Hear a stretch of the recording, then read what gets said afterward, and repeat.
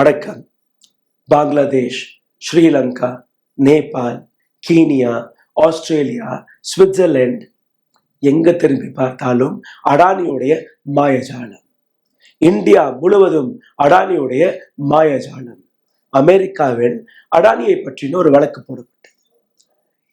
260 million டாலர்ஸ்களை இந்த நாட்டில் இருக்கக்கூடிய அரசியல்வாதிகளுக்கும் இந்த நாட்டில் இருக்கக்கூடிய அரசியல் பொறுப்பில் இருக்கக்கூடிய கவர்மெண்ட் ஒபிஷியல்களுக்கும் பிரைபை கொடுத்ததாக, நேரடியாக அடானி கொடுத்ததாக இந்த குற்றச்சாட்டு. அடானிக்கு எதிராக ஒரு அரெஸ்ட் வாரண்ட்டும் எழுதப்பட்டது. அதாவது உலகத்தில் எதை வேணாலும் இன்னைக்கு தேதியில் அடானியால் வாங்க முடியும். அமெரிக்கா செல்லக்கூடிய அந்த சிறிய டிக்கெட்டை மட்டும் வாங்க முடியாது. அந்த நிலை, அந்த நெருக்கடி. பார்லிமெண்ட் கிட்டத்தட்ட ஒரு வாரம் நடக்கவில்லை அடானியை பற்றி பேசுங்கள் என்று. இந்திய அலையன்ஸை சார்ந்த நபர்கள் அடானியை பற்றி நீங்க பேசவில்லை என்றால் நாங்க பார்லிமெண்டை நடத்திவிட மாட்டோம். ஏதோ அடானி தான் இந்தியா என்கிற அந்த பிம்பத்தை அவர்களும் எடுத்து காட்டி வருகிறார். அடானி விவகாரத்தை பற்றின பல்வேறு தகவல் ஒரு பக்கம்.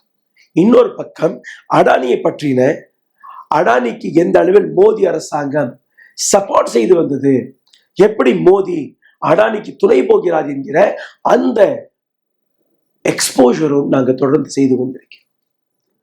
இது போன்ற விஷயத்தை நீங்க பார்க்கும்போது இப்போ வெளிவந்த ஒரு தகவல், ஆந்திராவில் முன்னாள் சீஃப் மினிஸ்டர் ஜெகன்மோகன் ரெட்டிக்கு 200 மில்லியன் டாலர்ஸ் அடானி லஞ்சமாக கொடுத்திருந்தார். எதற்காக?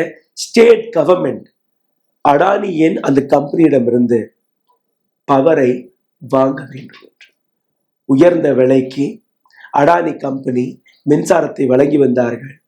பல மாநிலங்கள் அதற்கு எதிர்ப்பு தெரிவிக்காமல் இது போன்ற சீஃப் மினிஸ்டர்கள் லஞ்ச பணத்தை வாங்கி அவருக்கு அந்த கான்ட்ராக்டையும் நடத்தி விட்டார்கள். ஆனால் அரசாங்கம் என்ன செய்தது அதை நீங்க பாருங்கள். Modi government waived key cost a day before Andhra signed deal with SECI for Adani Green Power. Adani Green Power உடன் நடந்த ஒரு ஒப்பந்தம். SECI என்கிற அரசுக்கு சொந்தமான கம்பெனி. இவர்களுக்கு தான் அடானி பவர் அந்த மின்சாரத்தை விற்க போனார்கள்.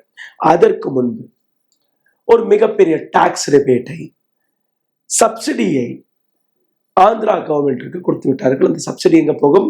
நேரடியாக அடானிக்கு போகும். எவ்வளவு அந்த சப்சிடி? அதையும் நீங்க பாருங்கள்.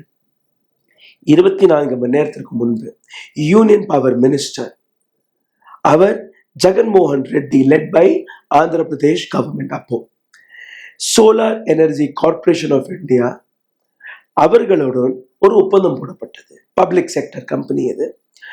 Ministry of new renewable energy இவர்களுக்கு நடுவே Adani green and Azure power, Azure power தான் இந்த அமெரிக்காவில் ரெஜிஸ்டர் ஆன கம்பெனி, அவர்களுக்கும் அடானிக்கும் ஒரு ஒப்பந்தம். அசூரா பவர் மீது அமெரிக்காவில் இருக்கக்கூடிய பல்வேறு நபர்கள் இன்வெஸ்ட்மெண்ட் செய்தார்கள். அவர்களுக்கு பல கனவுகளை காட்டினார் அடானி. நீங்க இதில் இன்வெஸ்ட்மெண்ட் பண்ணீங்கன்னா உங்களுக்கு எத்தனையோ கோடி ரூபாய் நாங்கள் வழங்கி கொடுப்போம் என்று. ஆனால் அங்க இருக்கக்கூடிய சட்டப்படி நீங்க அமெரிக்கா நாட்டு மக்களுடைய பணத்தை வைத்து ஏதோ ஒரு இடத்துல ஊழல் பணமாக நீங்க கொடுத்தீர்கள்னா அது ஒரு மிகப்பெரிய குற்றமாக பார்க்கப்படும். அதைத்தான் அடானி செய்திருக்கிறார். கிட்டத்தட்ட ஒரு 25,000 கோடி ரூபாயை இது போன்று திரட்டி, நிதியாக திரட்டி, அந்த 25,000 கோடி ரூபாயிலிருந்து 10% 264 கோடி ரூபாயை இந்தியாவில் இருக்கக்கூடிய அரசியல்வாதிகளுக்கும் இந்தியாவில் இருக்கக்கூடிய கவர்மெண்ட் ஒபிஷியல்களுக்கும் அவர் லஞ்சமாக கொடுத்தார். அந்த லஞ்சம் பணம் கொடுப்பதற்காக அனைத்து எலக்ட்ரானிக் எவிடன்ஸ் இருக்கிறது, அனைத்து இமெயில் எக்ஸ்சேஞ்ச் இருக்கிறது, அனைத்து எலக்ட்ரானிக் டேட்டாஸ் இருக்கிறது, அனைத்துமே இருக்கு. அடானி நேரடியாக இந்த லஞ்சத்தை கொடுத்தார் என்கிற அந்த குற்றச்சாட்டு அமெரிக்காவில் எடுத்து வைக்கப்பட்டது. SECI இவர்களுடன் போடப்பட்ட அந்த ஒப்பந்தம், அந்த ஒப்பந்தத்திற்கு முன்பு ஜெகன்மோகன் ரெட்டி அரசாங்கத்திற்கு மத்திய அரசாங்கம் ஒரு ரிபேட்டை கொடுக்கிறார்கள். இதனால் அடானிக்கு என்ன லாபம் என்று நீங்க பாருங்கள். ஒரு வருடத்திற்கு அடானிக்கு மன்னித்து விட்ட அந்த தொகை 1360 கோடி ரூபாய். பப்ளிக் பிரைவேட் பார்ட்னர்ஷிப் SECI இந்த கம்பெனிக்கு தான் நீங்க வித்திருக்கீங்க, அதிக விலை கொடுத்து நீங்க விற்கிறீங்க. SCCI மத்திய அரசாங்கத்திற்கு சொந்தமான ஒரு கம்பெனி, எந்த விதமான கேள்வி கேட்பாடும் கேட்கவில்லை, அப்படி அதை அப்ரூவும் செய்து விட்டார்கள். November 30, 2021 Andhra Pradesh government power sale அக்ரிமெண்டை போட்டார்கள். பவர் சேல் அக்ரிமெண்ட் யாருடன் போட்டிருக்கிறீர்கள்? SECI, மத்திய அரசாங்கத்திற்கு சொந்தமான கம்பெனி. டிசம்பர் 1, 2021 இந்த ஒப்பந்தம் அப்ரூவ் ஆகிவிட்டது. யூனியன் கவர்மெண்ட் வேவர் செய்த அந்த டிரான்ஸ்மிஷன் சிஸ்டம் ISTS சார்ஜஸை நீங்க நீக்கிவிட்டீர்கள். ஒரு யூனிட்டிற்கு 80 பைசா வீதம், வருடத்திற்கு அடானிக்கு போகக்கூடிய லாபம் 1360 கோடி ரூபாய். 25 வருடத்திற்கு இந்த ஒப்பந்தம் போடப்பட்டது. அப்போ 25 வருடத்திற்கு குறைஞ்சபட்சம் அடானி வீட்டுக்கு எடுத்து செல்லக்கூடிய இந்த தொகை எவ்வளோ? 34,000 கோடி ரூபாய், 34,000 crore rupees. வெறும் ஒரு சின்ன வேவர் மட்டும்தான் நீங்க நினைக்கலாம். 34,000 crore rupees அடானிக்கு இந்த நாட்டு அரசாங்கம் வேவ் ஆஃப் செய்து விட்டது. இந்த ரிப்போர்ட்டில் நீங்க பார்த்தீர்கள்னா அடானி கிரீன்ஸ் போட்ட இந்த ஒப்பந்தப்படி 1000 மெகாவாட்ஸ் மின்சாரத்தை ஏப்ரல் 25 ஆந்திரா கவர்மெண்ட் சோர்சஸ் கொடுத்த இந்த தகவல் ஏப்ரல் 2025 அதை கொடுக்க வேண்டும், அதை கொடுக்க தொடங்கி விடுவார்கள். அடானி கிரீன்ஸோட ஸ்போக் பர்சன் கொடுத்த தகவல் படி நீங்க பார்த்தீர்கள்னா இந்தியன் எக்ஸ்பிரஸ்ல அந்த தகவல் வந்திருக்கிறது. DISCOM benefits from ISTS favour, not the project developers. இது எங்களுக்கு அரசாங்கம் கொடுக்கக்கூடிய வேவர், இது ப்ராஜெக்ட்ல எங்களுக்கு எந்த விதமான வேவரும் கிடைக்கவில்லை, இது தனி அது தனி. Azure Power India Private Limited purchase agreement was later cancelled transfer.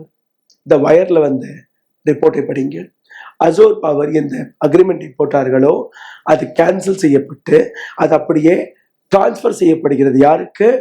Adani renewable energy holdings four limited.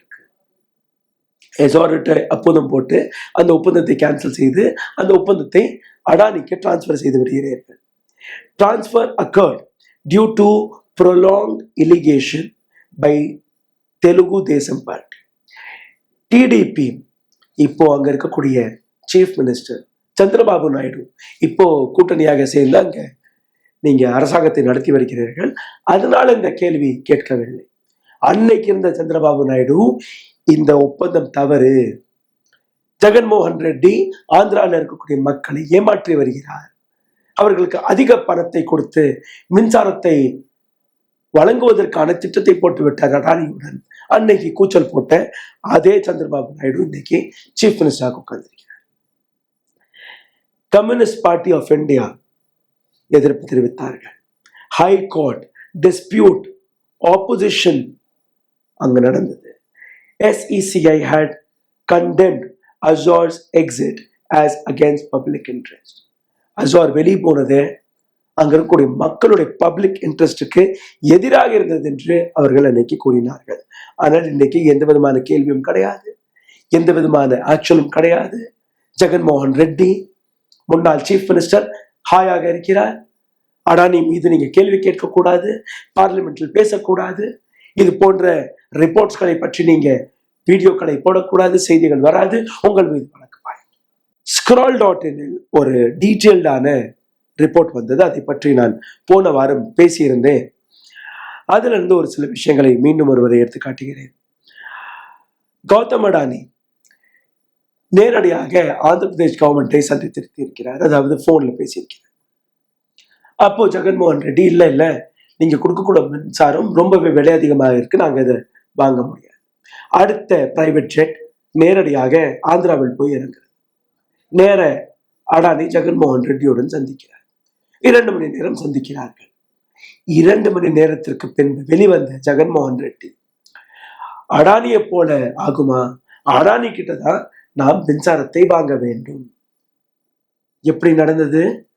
அந்த 2 மணி நேரம் நடந்த மீட்டிங்கில் பிரியாணி சாப்பிட்டு கொண்டு $200 மில்லியன் அந்த ஊழல் பரிமாற்றம் நடந்துவிட்டது.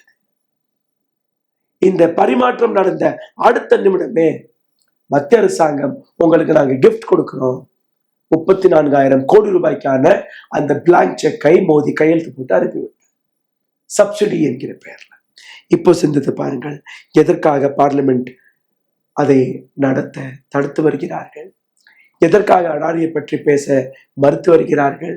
எதற்காக யூனியன் மினிஸ்டர்கள் அடானியுடைய ஸ்போக் பர்சனாக மாறிவிட்டார்கள்? எதற்காக prime minister Modi, finance minister Nirmala Sitharaman, home minister Amit Shah உட்பட அனைத்து தலைவர்களுமே அடானியுடைய கூலிப்படையாக மாறிவிட்டார்கள்? இப்ப புரிகிறதா? சிந்தித்து பாருங்கள். நன்றி, வணக்கம். ஊடகம் கார்ப்பரேட் அரசியல்வாதிகளின் கைப்பாவையாக அடிமைகளாக இருந்தது போதும், இனி சாட்டை எடுத்து சுழற்றும் நேரம் வந்துவிட்டது. ஊடகம் பொதுமக்களாகிய உங்களுக்காக, உங்களாலேயே இயக்கப்பட வேண்டும். ஊடக சுதந்திரத்திற்காக உங்களின் பங்களிப்பை இன்றே அளித்திடுங்கள்.